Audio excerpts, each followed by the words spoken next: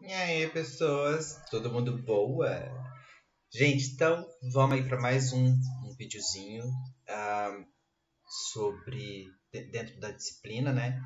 E esse vídeo vai ser especificamente sobre dois pontos dentro de método científico, que é fato e pergunta. Então vamos lá. A gente viu nos vídeos anteriores, vídeo anterior, estou me sentindo todo youtuber. Mas a gente viu nos vídeos anteriores, e da minha idade, Telecurso 2000, mas enfim, a história sobre o que é ciência, sobre como a gente separa ela de outras formas, outras visões, outras formas de tentar entender o mundo, e falei um pouquinho de mapa mental. E aí, basicamente, antes da gente poder seguir para a redação científica propriamente dita, como eu falei, eu vou focar com vocês em método científico.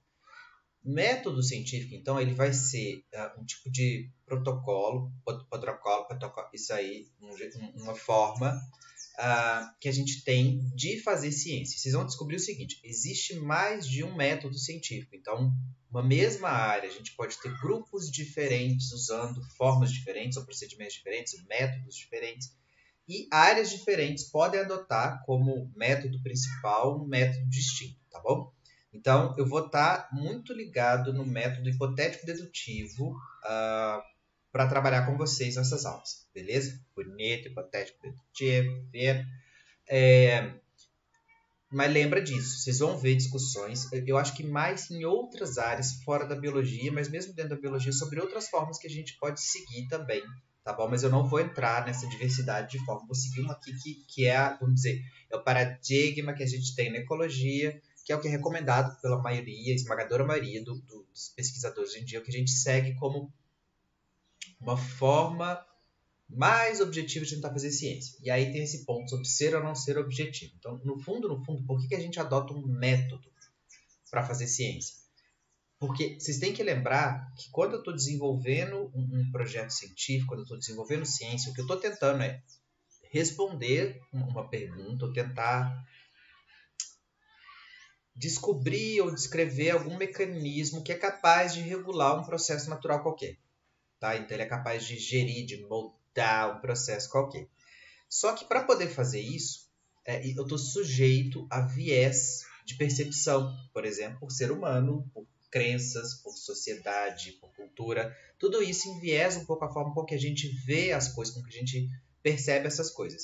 Então, o método científico ele é uma tentativa de tentar reduzir um pouco dessa subjetividade, chora da gramática, que é inerente do ser humano. Hoje eu estou arrasando no discurso, que é inerente do ser humano quando a gente está desenvolvendo um determinado projeto de pesquisa, tá bom? Não lembra disso. Eu vou estar mostrando para vocês uma forma de tentar reduzir essa subjetividade que vai acontecer. Não dá para a gente tirar ela 100%, beleza? Então, cola comigo. Olha só. Quando a gente termina o vídeo daquela aula sobre mapa mental, normalmente eu falo assim, gente, então entenderam, na vida presencial é assim, entenderam tudo que vocês precisam fazer? Aí você fala assim, entendi, mas a cara de vocês é isso aqui, ó. Cadê? Passa pra mim, obrigado, é isso aqui, entendeu? Entendi. Uhum. Por dentro vocês querem morrer, porque vocês não conseguem ainda ter a menor noção de para onde vai, como é que começa um projeto. Então, nesse momento é quando eu digo, chora no marketing, não se desespere. Porque eu vou mostrar para vocês, então, nesse grupo de vídeos e no grupo de vídeos seguinte da próxima semana, é o que eu chamo de quarteto fantástico, que não é esse desastre, é o quarteto melhor, que é isso aqui, seria um método em 4 passos aí para a gente poder seguir com a construção de um projeto. Então, seguindo na ordem, é começar pelo fato, depois ir para uma pergunta, depois montar uma hipótese, depois chegar numa previsão. Então, a intenção desse grupo de vídeos e do próximo é trabalhar com vocês esses pontos, que é o que é e como é que eu delimito um fato, o que é e como é que eu delimito uma pergunta, mesma coisa para hipótese, mesma coisa para previsão. Vocês vão ver que em algumas discussões, alguns professores vão usar uma coisa chamada premissa, tudo bem? Ou pressuposto, que é a mesma coisa. Eu vou falar disso um pouquinho, não nesse grupo de vídeos, mas no próximo, quando eu estiver falando de hipótese. Premissa ou pressuposto não é a mesma coisa que previsão. Mas a gente chega lá, eu não botei porque ela estraga a minha piada de Quarteto Fantástico, mas é porque ela, na realidade, está muito vinculada com a hipótese, e eu vou falar mais disso, tá bom? Então, vamos por partes, coração. A primeira parte, então, é fato. Então, toda vez, eu tento definir esse fato de várias formas e nunca dá certo. Mas vamos lá, uma tentativa nova aqui. Se eu tivesse que descrever um fato, quando eu estou pensando em começar um projeto de ecologia, beleza? Lembra disso, a gente está focando aqui em ecologia. Eu descreveria o fato como isso aí. Ele é um padrão biológico que você vai descrever, tá? E que tenha a menor quantidade de interpretação possível. Então, quando você estiver descrevendo o fato, e vocês vão precisar descrever esse fato para poder começar um projeto, para poder escrever um projeto, esse fato precisa aparecer, vocês têm que remover dessa descrição tudo que vocês puderem em termos de interpretação, porque frequentemente a gente vê alguma coisa em campo ou pega o resultado de algum trabalho e a gente enche de interpretação na hora de explicar. E se vocês estiverem pensando na primeira etapa, que é o fato, vocês têm que tirar isso fora, tá bom? Então, a cara, quando eu defino o fato é essa, vocês continuam dizendo, não consigo saber o que você quer dizer, tô perdido. E aí, para resolver isso, vamos lá, eu vou mostrar para vocês um vídeo, tá bom? E aí, vocês vão fazer o seguinte, vão fingir que vocês estão andando de mão dadas com o David Attenborough num documentário da BBC, porque a gente é rica. E vocês vão observar o que eu vou mostrar nesse vídeo, tá bom? Quando você tá aí assistindo esse negócio no YouTube, durante o vídeo, tente pensar, e antes de voltar, dá um pause depois que você acabar o vídeo, e tenta pensar em fatos, pode ser pequenos fatos que você descreveria dentro desse vídeo, tá bom? Então, terminou o vídeo, dá um pause, tenta descrever algum fato, aí pelo menos um fato que você descreveria ao longo do vídeo, para depois continuar aqui, porque eu vou dar exemplos de coisas que as pessoas normalmente descrevem como fato quando elas assistem o vídeo e não é fato, tá bom? Então, nesse momento, você já dá fechadinha de olho, porque na hora que eu der um ESC aqui, eu acho que vai aparecer. Deixa eu tentar sair. Beleza? Então, vou dar o play aqui para você ver o que está acontecendo. É curtinho, tá bom?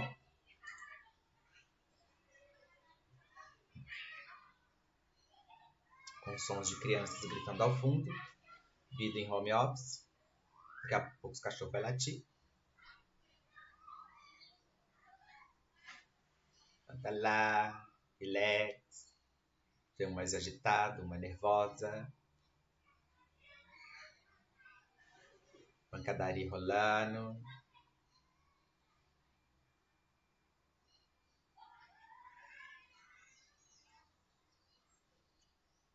Adoro. Pega, pega, pega, pega. Nasci pra narrar vídeo, desculpa.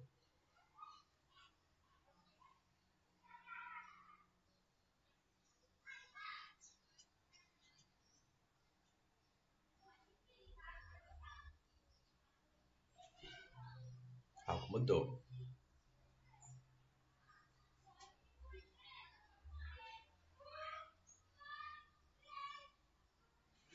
Ó, e aí tem sempre essa parte.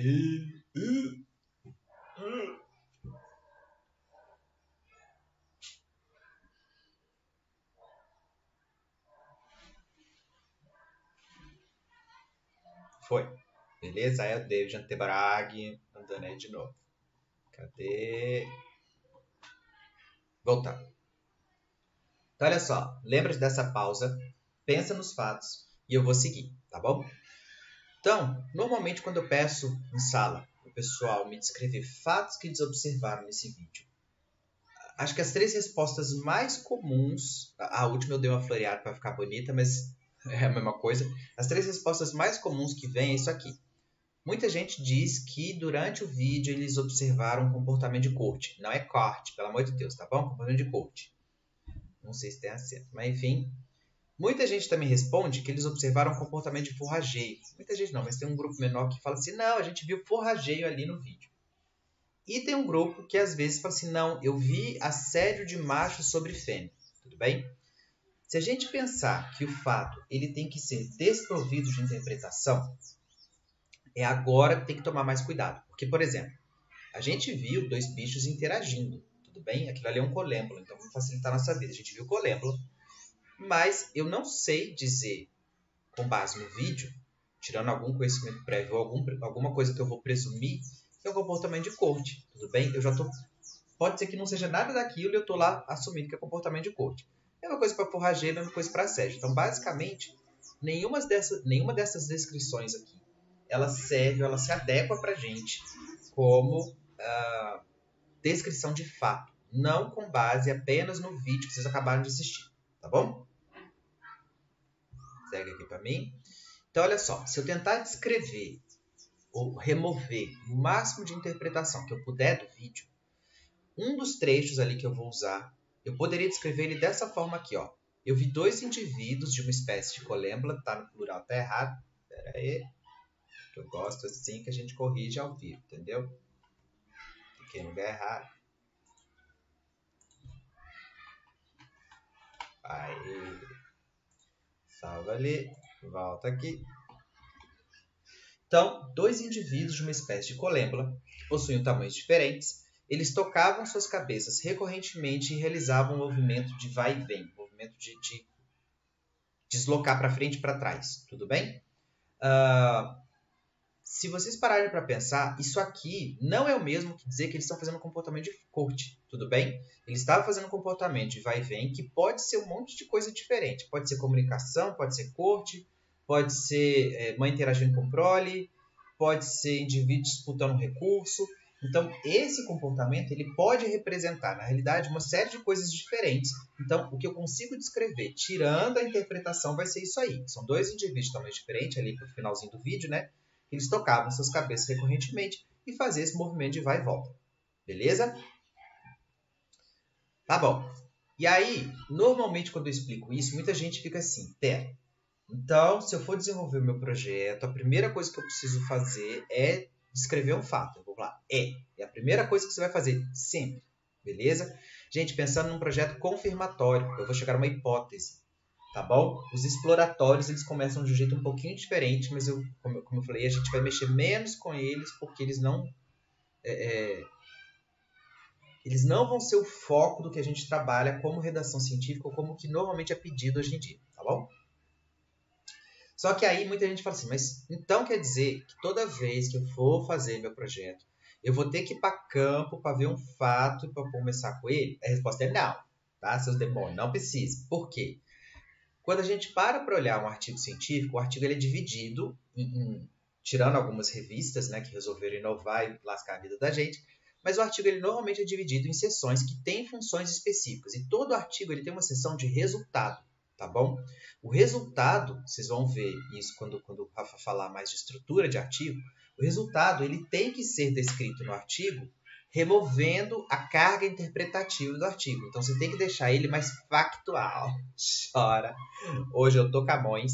Então, você tem que deixar ele mais factual. Então, a própria seção de resultado, ela funciona como uma base que você pode usar de fatos para você começar um outro projeto, tá bom? Então, só para vocês terem uma ideia, esse vídeo que eu mostrei para vocês, na realidade, já tem um artigo que descreveu o que está mostrando no vídeo.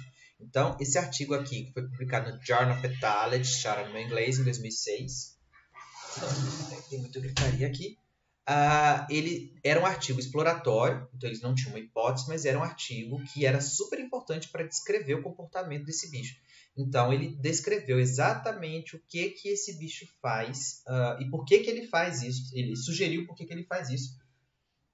Mas é basicamente um comportamento que precede a transferência de um espermatóforo nessa espécie, aquela bolinha gosmenta ali no final, era o espermatóforo, tá bom? Então, se eu for começar um projeto, eu posso, ao invés de ir para campo e observar o colêmbula, eu posso usar esse artigo de base aqui como meu fato, porque ele traz a descrição lá na seção de resultado do que ele faz, quanto tempo ele gasta, quantas vezes ele faz. Então, tá tudo super quantificado, bonitinho. E a gente pode usar isso como base, tá bom? Não tem problema nenhum você começar um projeto, então, usando como base resultados de outros trabalhos. Isso é completamente aceitável. Então, pode ser tanto uma coisa que você foi em campo, quanto uma coisa que você viu em outro artigo. Tá bom. E agora, um exemplo aplicado, que foi esse artiguinho aqui de 2020, que eles fizeram basicamente essa história de usar informações prévias para começar um trabalho. Então, olha só. Esse artigo ele foi feito com esse peixinho aqui, que chama Pecilia reticulata. É um peixe ultra mega estudado. É o barrigudinho, não. O barrigudinho tá aqui. É o guppy, tá bom? E como vocês podem ver, ele está interessado em atratividade sexual e comportamento de cópia de escolha de parceiros nesse peixinho. Então, basicamente, isso aqui é o GUP, tá? O que eles trabalharam, o Pecilia reticulata. E o que eles estavam primariamente interessados em fazer nesse trabalho era avaliar, então, se diferenças relativas em características sexuais entre machos, então eles estavam olhando se um macho que é mais ou menos atrativo do que outro macho, se isso pode afetar o comportamento de cópia na escolha de parceiros pelos machos. Então, só para vocês entenderem.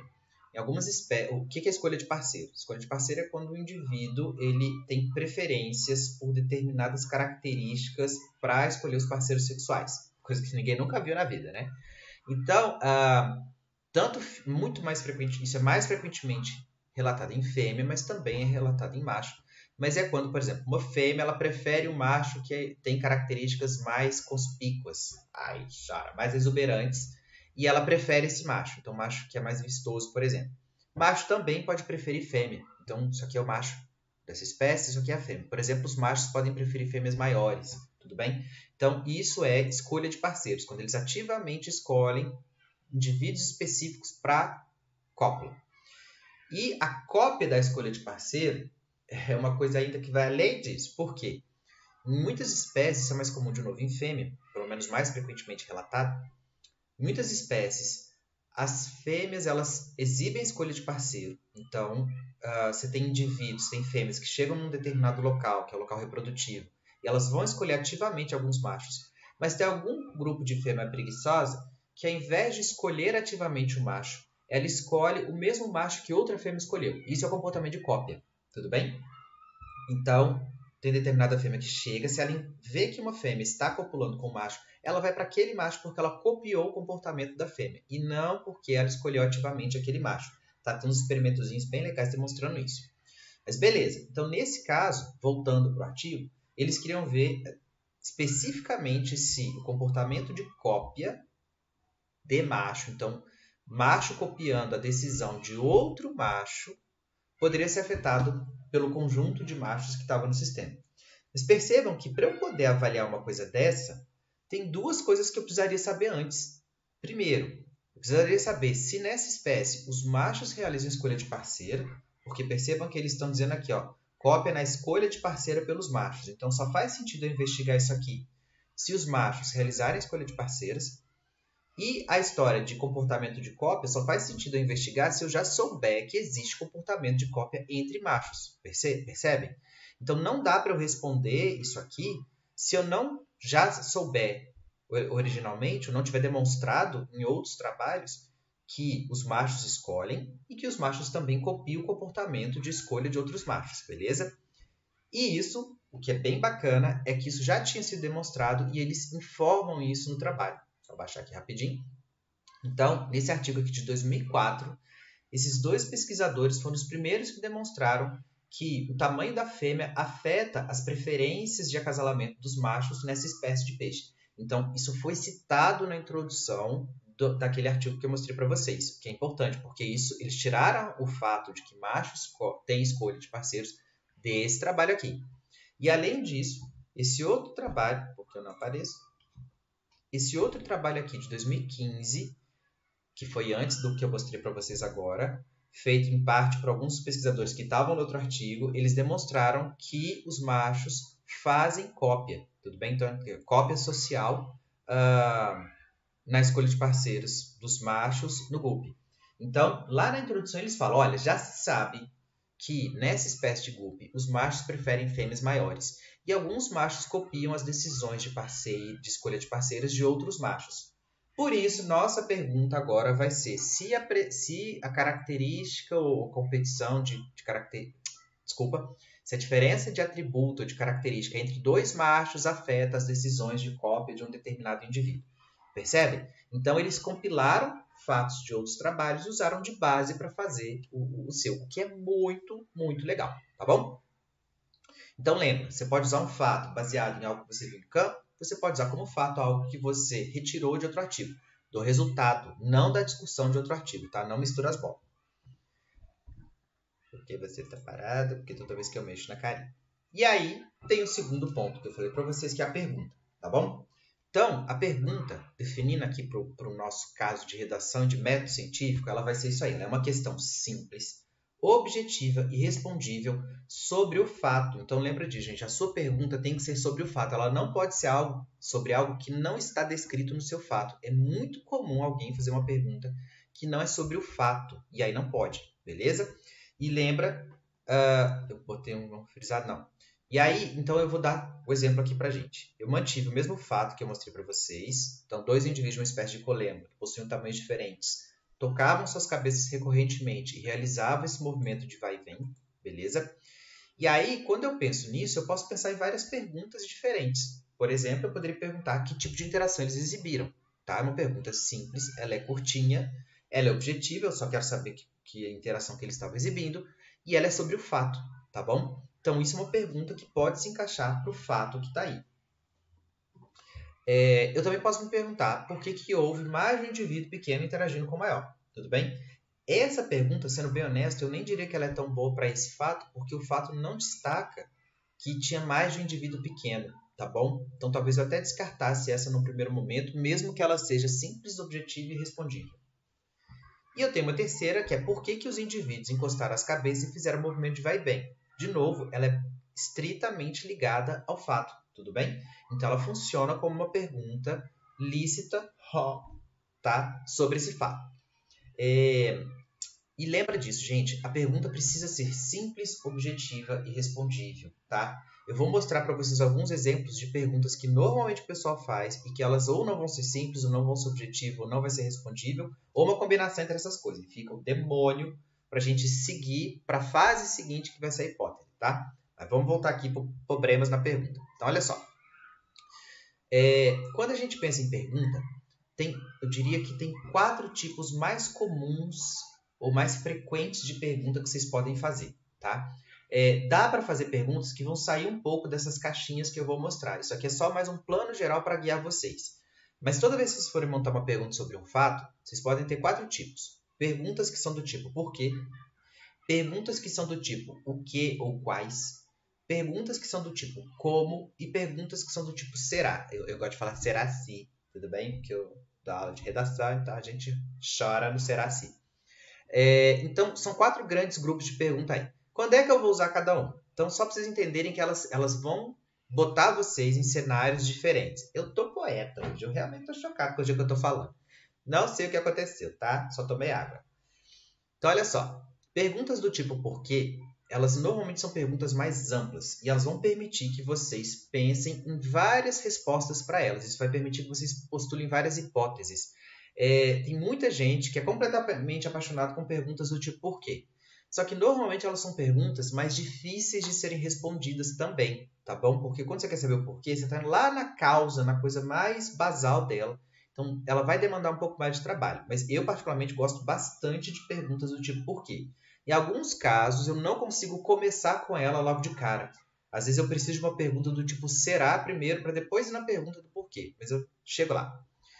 Perguntas do tipo o quê, o porquê, por que um bicho faz isso? Por que isso acontece? Tudo bem?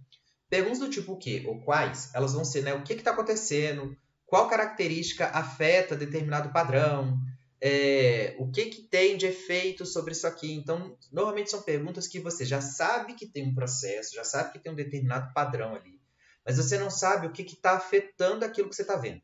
Então, quando você quer descobrir o que está afetando, você já consegue imaginar alguma coisa que afeta, normalmente você vai usar uma pergunta do tipo o que ou quais, tá bom? Uma pergunta do tipo como, eu diria que ela vai ser a menos frequente, tá? Normalmente a gente vai usar uma do tipo como quando você sabe que tem um processo, tudo bem? Então o processo já está descrito, tem um padrão lá, já teve um estudo exploratório, por exemplo. Você sabe o fator que afeta, então, por exemplo, sei lá, imagina que o que a gente viu no colêmbulo ali era um comportamento de corte, de fato, e o tamanho do macho afetava a chance de cópula. Então, você sabe que é um comportamento de corte, sabe que o tamanho afeta, mas você não sabe como o tamanho afeta. O tamanho afeta porque o macho ele força a cópula mais facilmente, porque a fêmea prefere o macho. Então, essa é a pergunta tipo como. Como determinado fator afeta a relação ali, e assim, assado. Então, você já conhece mais do sistema, por isso que ela vai ser um pouquinho mais rara. E uma pergunta do tipo será, ela é bem comum. normalmente quando você não sabe se uma relação existe, se um padrão existe. Então, assim, será que quando uma determinada característica aparece, a outra também aparece? Quando uma aumenta, a outra diminui? Será que tem uma relação positiva? Será que tem uma relação negativa? Então, são perguntas em que você está se perguntando se existe um processo ainda, se existe um padrão, beleza? A única coisa que vocês vão precisar tomar cuidado perguntas do tipo será são frequentes, são completamente aceitáveis, mas se você fizer uma pergunta desse tipo, você tem que tomar cuidado para a sua hipótese não ficar igual à pergunta, tá? Normalmente, quando a gente tem uma pergunta do tipo será, a minha hipótese ela é muito parecida com a pergunta, mas ela traz mais informação sobre o processo. Quando eu chegar em hipótese, eu vou retomar mais isso, mas guarda isso aí na mente de vocês, tá bom? Então vamos lá, esse vídeo é em duas partes, então a primeira parte foi até esse pontinho aqui, vou parar e a gente vai para a parte 2. Thank you. Cadê meu mouse? Obrigado.